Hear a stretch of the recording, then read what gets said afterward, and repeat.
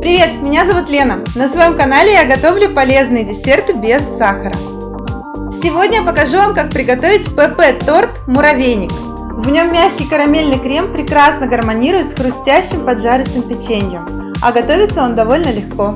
Друзья, на канале моего мужа Артема вышел рецепт простейшего домашнего сыра за 10 минут. В этом рецепте всего 3 ингредиента, ссылка в описании под видео. Для коржей нам понадобится 250 грамм муки.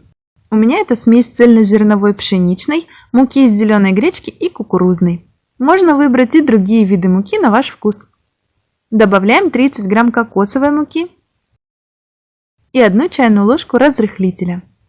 Размешиваем. Кокосовую муку можно заменить на любую ореховую, либо на ту же зерновую муку.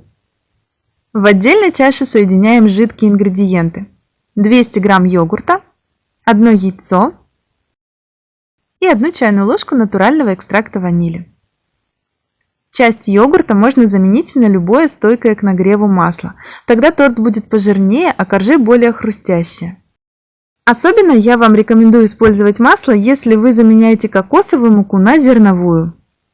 Соединяем сухие и жидкие ингредиенты. Сначала лопаткой. Если чувствуете, что тесто еще липкое, то можно добавлять понемногу муку. И вымешиваем тесто руками. Как только тесто перестает липнуть к рукам, оно готово. Разделяем на 2 части. Упаковываем каждую часть в пищевую пленку. Чтобы они быстрее охладились, можно сформировать из них такие плоские лепешки. Отправляем в морозилку на 40-60 минут. В это время приготовим крем. У нас будет крем, похожий на вареную сгущенку, только не такой сладкий и совсем не жирный. Для этого нам понадобится обжаренное сухое молоко. Проще всего его обжарить вместе с протеином. Таким способом в сухом молоке почти не образуются комочки, и нам даже не понадобится блендер для их измельчения. К 60 граммам сухого молока добавляем 60 грамм протеина без добавок.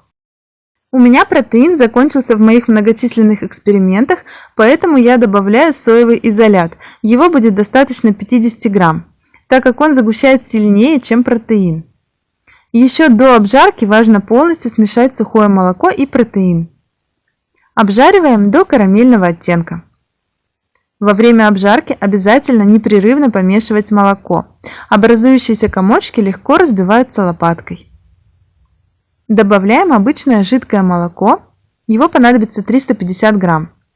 Размешиваем массу.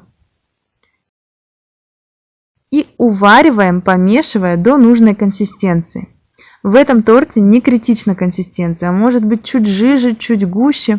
Ориентируйтесь на консистенцию вареной сгущенки в охлажденном виде. Тем, кто следит за каналом моего мужа Артема, уже знаком процесс приготовления ПП сгущенки. Добавляем 70 грамм натурального сиропа без сахара. Это не обязательно, но лично для меня с сиропом вкуснее. И 7 грамм сухого подсластителя.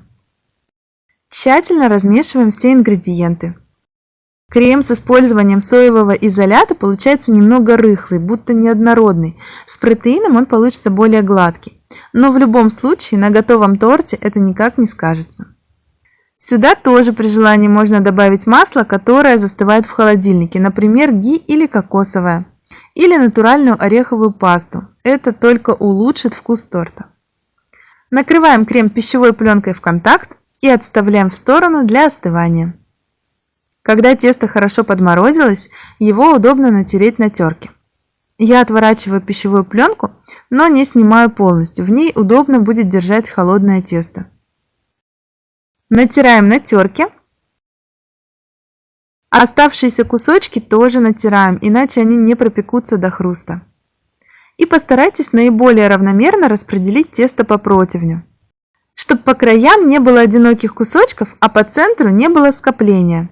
Так тесто пропечется равномерно. Отправляем выпекаться в разогретую до 180 градусов Цельсия духовку на 25 минут. Такое немалое время получается из-за того, что тесто изначально почти ледяное. Также поступаем со второй частью теста. Тоже отправляем в духовку. Коржи готовы, когда они местами или полностью приобрели карамельный оттенок и легко ломаются в руках, буквально крошатся. Если вы видите, что у вас коржи румянятся только по краям, а серединка светлая, то снизьте температуру в духовке и продолжите выпечку. Это уже очень вкусное хрустящее печенье. Я его разломала на кусочки. И наши коржи полностью готовы. Перекладываем их в чашу для смешивания. Добавляем сюда же крем. И соединяем обе массы. Тщательно размешиваем, чтобы не осталось сухих участков. Формировать торт можно и вручную, но проще всего выстелить пищевой пленкой чашу подходящей формы. Выстилаем 2 слоя пленки.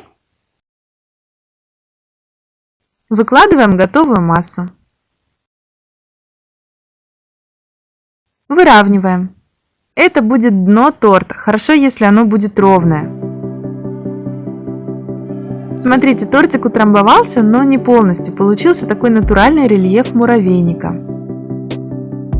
Накрываем пленкой в контакт и оставляем в холодильнике на 2-3 часа. Когда торт настоялся, распаковываем его. Накрываем подложкой или блюдом и переворачиваем. Снимаем чашу и пленку. Вот такой рельефный муравейник получился. Поливаем его сиропом или медом. И я посыпаю черным кунжутом, можно выбрать мак. Это имитация муравьев. Вот такой простой домашний декор. Давайте его разрежем.